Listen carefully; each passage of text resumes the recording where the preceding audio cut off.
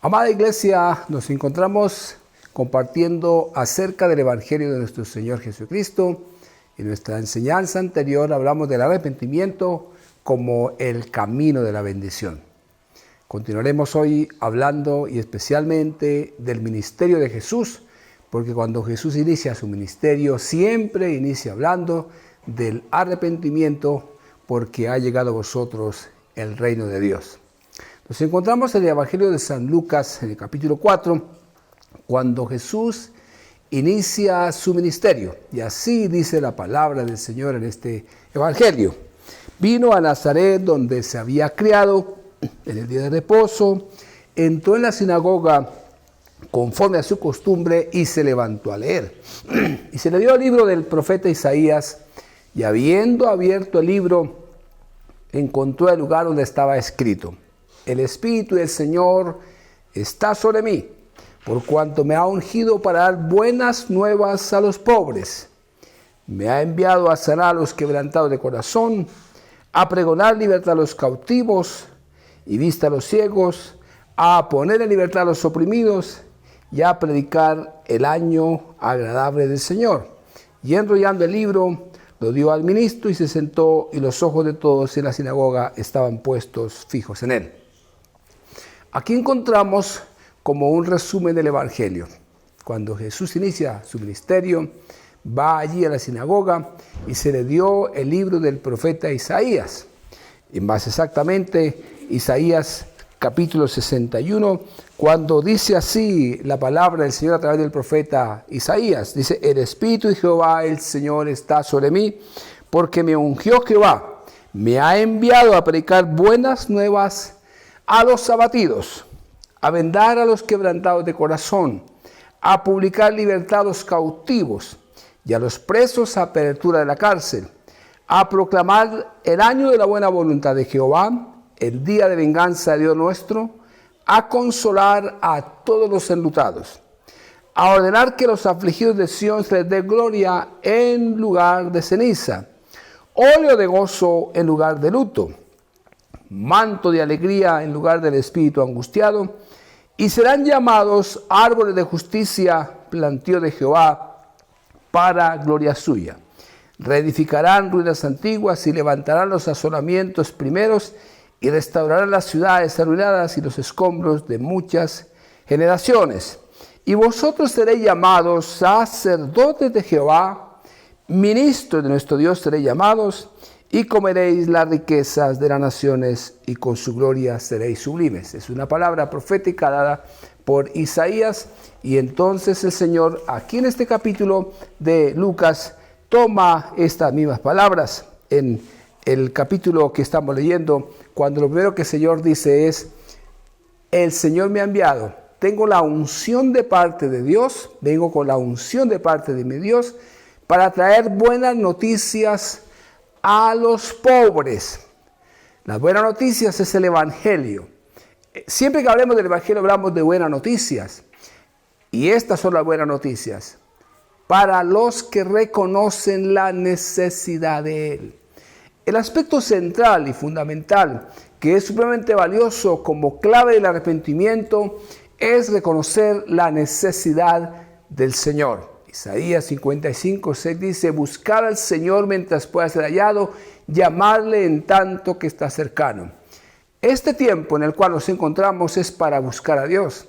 Al buscar al Señor, entonces entramos en la línea de que tenemos necesidad, lo necesitamos, donde Jesús toma la preeminencia, toma el primer lugar.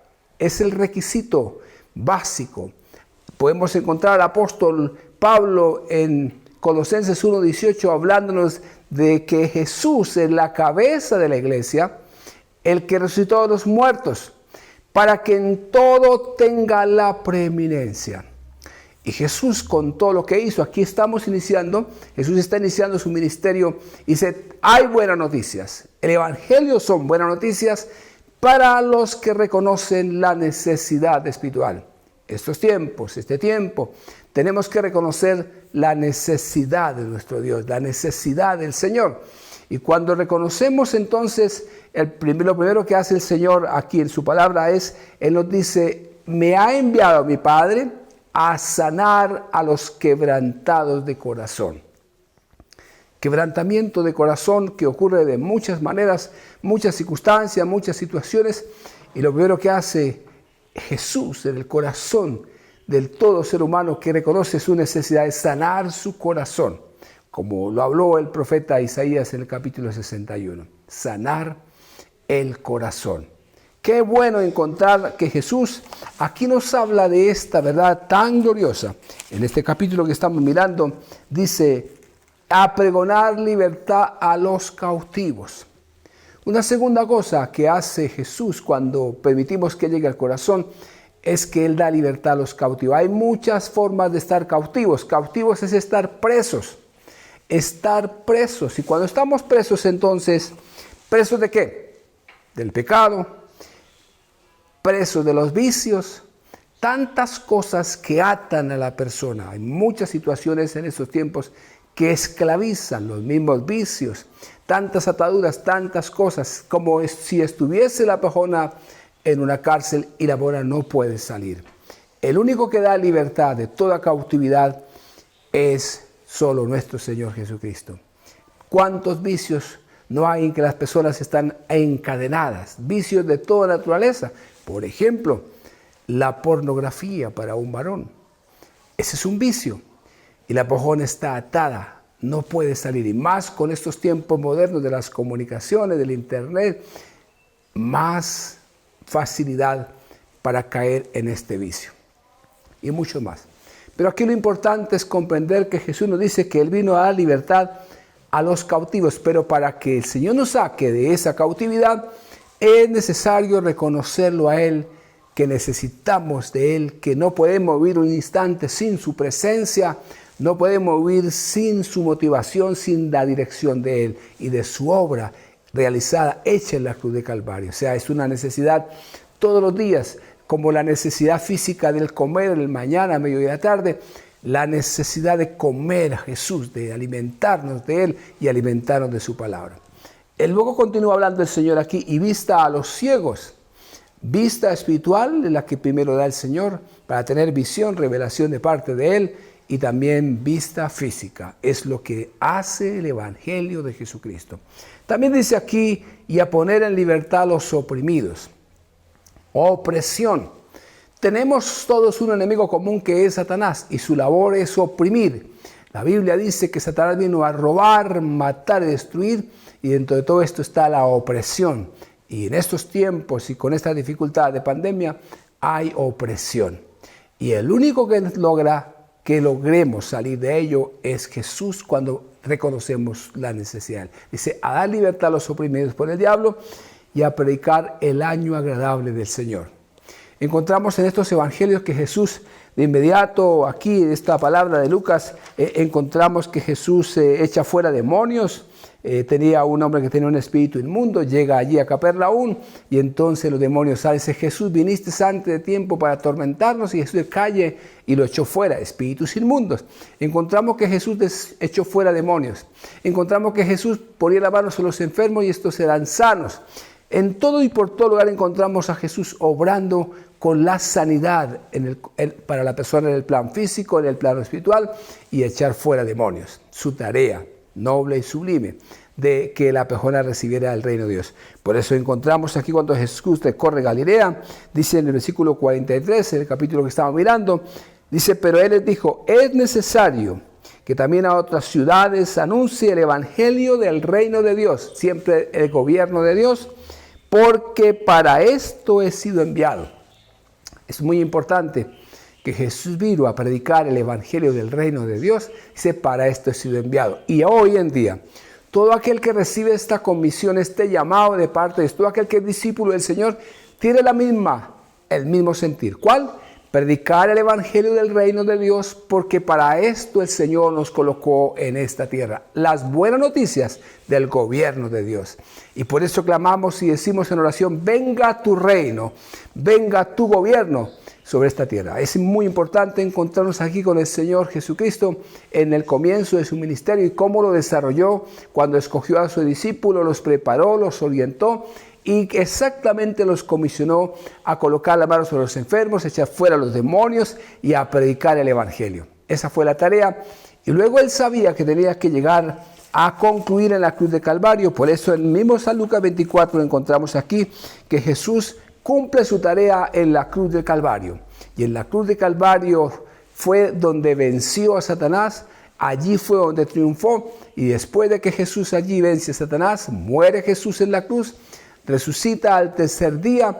Y al resucitar Jesús, al cumplir la tarea que le había comisionado el Padre, mire lo que dice la palabra aquí en el Evangelio de San Lucas, en ese capítulo 24, les dijo, dice de esta forma, dice Jesús aparece a sus discípulos, dice, y les dijo, estas son las palabras que os hablé, está recordándoles a sus discípulos estas palabras, estando aún con vosotros, que era necesario que se cumpliese todo lo que está escrito de mí en la ley de Moisés, en los profetas y en los salmos. Jesús le está diciendo, mire, era necesario que yo muriera, era necesario que yo resucitase. Entonces dice el 45, entonces les abrió el entendimiento para que comprendiesen las Escrituras.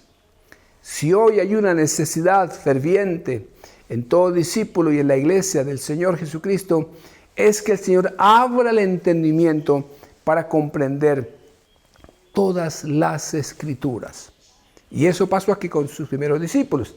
Y entonces dice aquí la palabra en el 46 y les dijo, así está escrito, y así fue necesario que el Cristo padeciese y resucitase entre los muertos al tercer día, y que se predicase en su nombre el arrepentimiento. Que se predicase en su nombre el arrepentimiento. Todo siervo de Dios, todo instrumento, hijo de Dios, hoy predica el arrepentimiento. Como hemos dicho, cambie de manera de pensar y de actitud y de estilo de vida que es obrado por la misma palabra. Entonces el Señor dice a sus discípulos que se predicase en su nombre el arrepentimiento y el perdón de los pecados en todas las naciones, comenzando desde Jerusalén. Mire la tarea tan especial y sublime que el Señor le traza a sus discípulos, que se predicase el arrepentimiento en el nombre de Él, para el perdón de los pecados a todas las naciones, comenzando desde Jerusalén. Y vosotros sois testigos de estas cosas, habla Jesús. Y aquí yo enviaré la promesa de mi Padre sobre vosotros, pero quedaos vosotros en la ciudad de Jerusalén hasta que seáis investidos del poder de lo alto. Qué interesante que Jesús les diga a sus discípulos, esperen en Jerusalén la promesa que oíste del Padre. ¿Cuál es? La presencia del Espíritu Santo.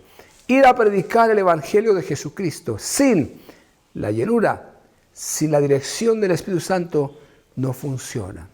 Por eso es necesario comprender las Escrituras, recibir esta palabra y comunicarla. Hoy nos corresponde predicar este Evangelio del Reino a todas las naciones.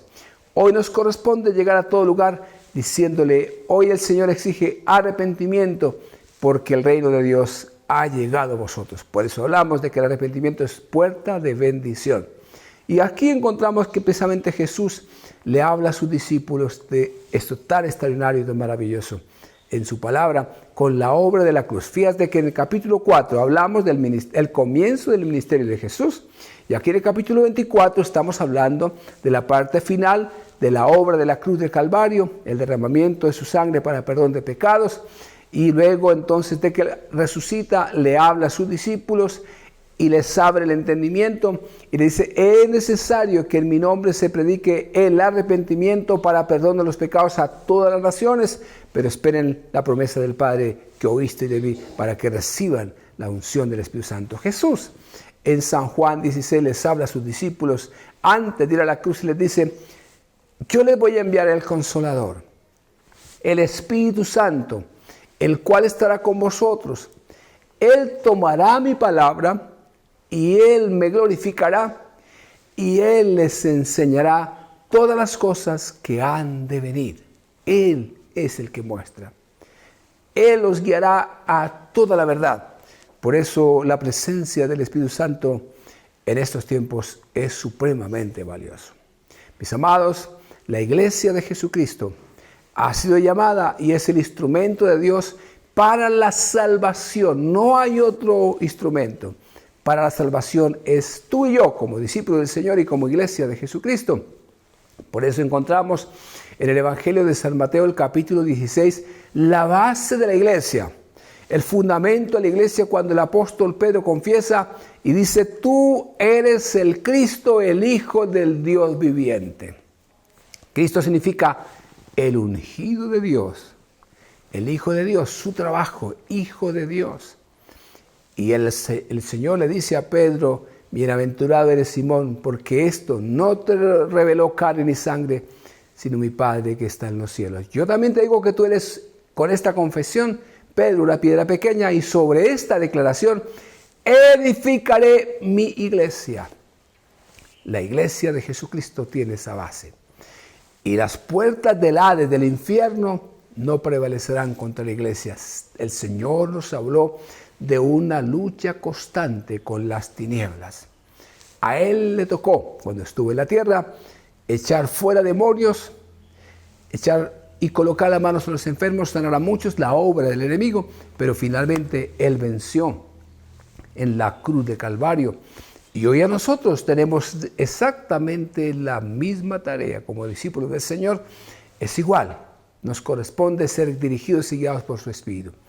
¿Por qué Jesús tiene tanta preeminencia? Lo dice el apóstol Pablo en Colosenses 1:18, cuando él habla de que Cristo es la cabeza de la iglesia, el que resucitó entre los muertos, para que en todo tenga la preeminencia. Primer lugar. Por eso cuando Jesús toma la preeminencia en todo, Él es el que se lleva todos los honores. Él es el que se lleva toda la gloria, toda la honra. Por eso encontramos en el libro de Apocalipsis, en el capítulo 4 y 5, que los ángeles y arcángeles todos dicen y hablan del Cordero. Dice: a Él sea la gloria por los siglos de los siglos, toda la alabanza, toda la honra, toda la oración. Todo es exaltación del Señor. Hoy el que es exaltado es Jesús. Hoy es necesario que toda boca confiese que Jesucristo es el Señor y toda rodilla se doblegue delante de Él. Solo es Jesús el centro de nuestras vidas. Amar a Jesús, seguir el Evangelio de Jesucristo, asignarnos, tomar su palabra, seguir su palabra, bien encaminados. Por eso encontramos que Jesús les habla a sus discípulos constantemente. En el Evangelio de San Juan, miren cómo dice la palabra en este capítulo, que es extraordinariamente Jesús hablándole a sus discípulos de esta gran verdad. En el capítulo 6, Jesús, después de que alimenta a 5,000, les habla a los discípulos que Él es el pan de vida. ¿Quién es el que da la vida? Solo Jesús, dice Jesús. Y hallándole al otro lado del mar, le dijeron: Rabí, ¿cuándo llegaste acá? Respondiendo Jesús y les dijo: de cierto os digo que me buscáis no porque habéis visto las señales, sino porque comisteis el pan y os saciasteis. Ahí le está hablando los discípulos que acababan de recibir de la alimentación de los 5,000. Trabajad no por la comida que perece, sino por la comida que a vida eterna permanece, la cual el Hijo del Hombre os dará, porque a este señaló Dios el Padre. Trabajar por la comida que a vida eterna permanece. Y esta comida es Jesús. Por eso dice, respondiendo Jesús, le preguntan a Jesús, entonces le dijeron: ¿qué debemos hacer para poner en práctica las obras de Dios? Buena pregunta. Quizás tú te hagas esta pregunta, amado discípulo: ¿qué podemos hacer? ¿Qué debemos hacer para poner en práctica las obras de Dios? Y esta es la respuesta de Jesús.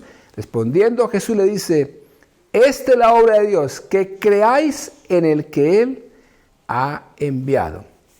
Luego dice, Jesús dice: de cierto os digo, ¿no os dio Moisés el pan del cielo? Mas mi Padre os da el verdadero pan del cielo. Porque el pan de Dios es aquel que descendió del cielo y da vida al mundo. Le dijeron: Señor, danos siempre este pan. Y Jesús dice aquí en el versículo 35, yo soy el pan de vida. El que a mí viene nunca tendrá hambre, y el que en mí cree no tendrá sed jamás. Qué motivación tan importante, comer de Cristo, comer de Él. Dice: mas os he dicho que aunque me habéis visto, no creéis. Todo lo que el Padre me da, vendrá a mí, y el que a mí viene, no le echo fuera. El que viene a Jesús, Él no nos echa fuera, Por eso el requisito fundamental para recibir las bendiciones del Señor es reconocer nuestra pobreza espiritual, la necesidad. Y el que viene a Jesús, dice, no le he hecho fuera. Dice el 38, porque he descendido del cielo, habla Jesús, no para hacer mi voluntad, sino la voluntad del que me envió. Qué bueno que hoy como discípulos digamos, yo estoy en esta tierra solo para hacer la voluntad de mi Señor, la voluntad de Él, porque hay la tendencia de hacer nuestra propia voluntad. Dice el 39, y esta es la voluntad del Padre, el que me envió, que todo lo que el Padre me diere, no pierda yo nada, sino que lo resucite en el día postrero. Me fascina esta palabra de mi amado Jesús, que el que viene a Jesús es porque el Padre le permitió y Él no pierda nada, sino que lo resucite en el día postrero. Resurrección. Por eso el apóstol Pablo predicaba el Evangelio de Jesús y de la resurrección, que es la esperanza de todo hijo de Dios. Es mi esperanza, es tu esperanza, la resurrección de los muertos, la eternidad, que es la que tenemos. Por eso Jesús habla, las palabras que yo le doy son palabras de vida eterna. Y luego en el 40 Jesús vuelve y reafirma en este capítulo, y esta es la voluntad del que me ha enviado, que todo aquel que ve al Hijo y cree en Él tenga vida eterna, y yo le resucite en el día postrero. Todo aquel que ve a Jesús y cree en Jesús y se alimenta de Jesús, tiene la vida eterna y lo último, la resurrección. ¡Qué bendita palabra! Esto es lo que Jesús nos ofrece. Esto es, pero para ello es necesario reconocer nuestra pobreza espiritual, la necesidad y comer de Cristo. Bueno, el 41 dice aquí el versículo, murmuraban entonces de él los discípulos porque ha dicho, yo soy el pan que descendió del cielo. Y decía, ¿no es este Jesús el hijo de José, cuyo padre y madre nosotros conocemos? ¿Cómo pues dice este del cielo he descendido? Jesús le dice, no murmuréis entre vosotros. Ninguno puede venir a mí si el Padre que me envió no le trajere, y yo le resucitaré en el día postrero. Resurrección. Qué extraordinario es que Jesús hable de la resurrección como lo máximo. Por eso la Escritura dice, y el apóstol Pablo nos dice, no hay ninguna condenación para el que está en Cristo Jesús. Y sigue hablando aquí el Señor diciendo en estos versículos, dice, de cierto os digo que el que cree en mí tiene vida eterna. Yo soy el pan de vida. Vuestros padres comieron el maná del desierto y murieron. Este es el pan que desciende del cielo para que el que él come no muera. Yo soy el pan vivo que descendió del cielo. Si alguno comiera de este pan, vivirá para siempre. Y el pan que yo daré es mi carne, la cual yo daré por la vida del mundo. Su carne, su cuerpo en la cruz de Calvario. Dice entonces los judíos contenían entre sí diciendo, ¿cómo puede estarnos a comer su carne? Y Jesús va y repite, dice, de cierto digo, si no coméis la carne del Hijo del Hombre y bebéis su sangre, no tenéis vida en vosotros.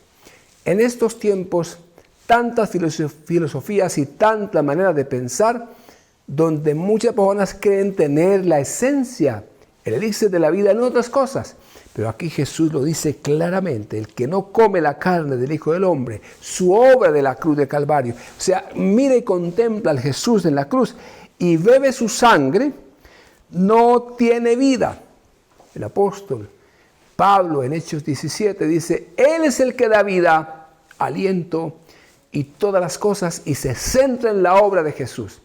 El apóstol Pablo bien lo decía, me he propuesto no saber entre vosotros sino solo de Jesucristo y de este crucificado.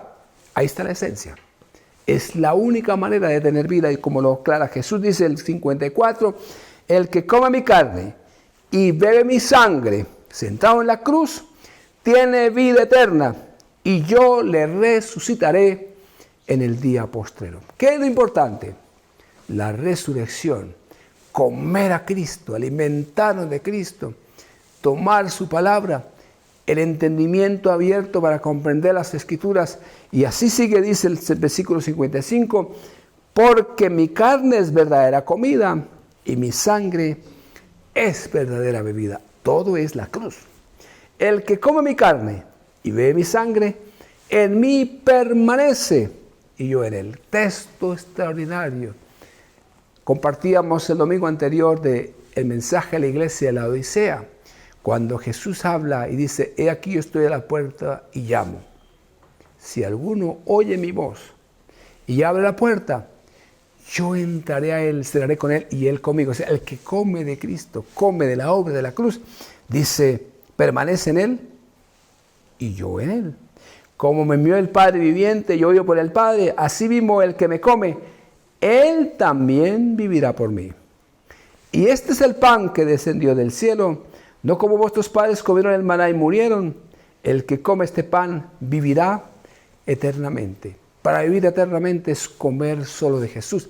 Mis amados, hablar y comer de Jesús es su cuerpo, su sangre, el que Él entregó en la cruz de Calvario. Por eso el secreto de la sanidad bien lo profetizó Isaías 53, cuando Él lo dice que Él llevó todas nuestras enfermedades en el camino del Calvario y que allí su cuerpo fue molido por mis pecados.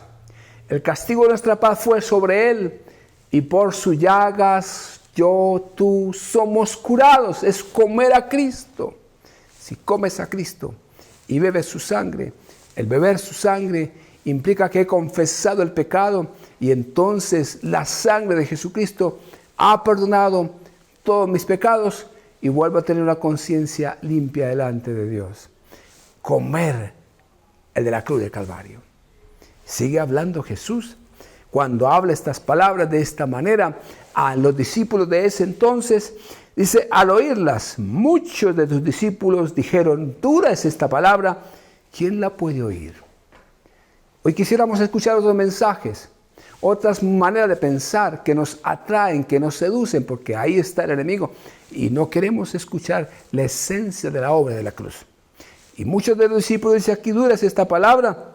Y Jesús, sabiendo Jesús en sí mismo que sus discípulos murmuraban de esto, dice, ¿esto os ofende? Y mire lo que dice Jesús, pues que si vieres al Hijo del Hombre subir a donde estaba primero. El Espíritu es el que da vida. ¿Qué es lo que da vida? El Espíritu. Y la carne para nada aprovecha. Las palabras que yo os he hablado son Espíritu y son vida. Dice la palabra, pero hay algunos de vosotros que no creen. Porque Jesús sabía desde el principio quiénes eran los que no creían y quién le había de entregar. Jesús lo sabe perfectamente para estos tiempos. ¿Quién cree en Cristo? ¿Quién ha sido llamado y quién no cree? Él ya lo sabe. Por eso dice, os he dicho que ninguno puede venir a mí si no le fue dado del Padre. Dice aquí la palabra, desde entonces muchos de los discípulos volvieron atrás y ya no andaban con Él. ¿Qué significa volver atrás? Es no andar con Jesús. El que no anda con Jesús volvió atrás. Y en estos tiempos, cuando se debería estar buscando más, comiendo de Cristo, muchos han vuelto atrás. Ya no andan con Él. Quien vuelve atrás no está con Jesús. Quien no está con Jesús dejó el camino del reino de Dios. El secreto es estar con Jesús. Él está llamando. Yo estoy a la puerta y llamo. Dice, en la puerta de la iglesia. Seguro oye mi voz, oye mi palabra. Yo entraré a Él, estaré con Él y Él conmigo. Es permitirle a Jesús y comer de Cristo Jesús. Dice aquí la palabra. Entonces dice Jesús a sus 12, cuando volvió que esto dice muchos se volvieron atrás. Entonces Jesús le dice a sus 12 discípulos, ¿queréis acaso iros también vosotros? ¿Ustedes también se quieren ir? Porque Jesús no forza a nadie.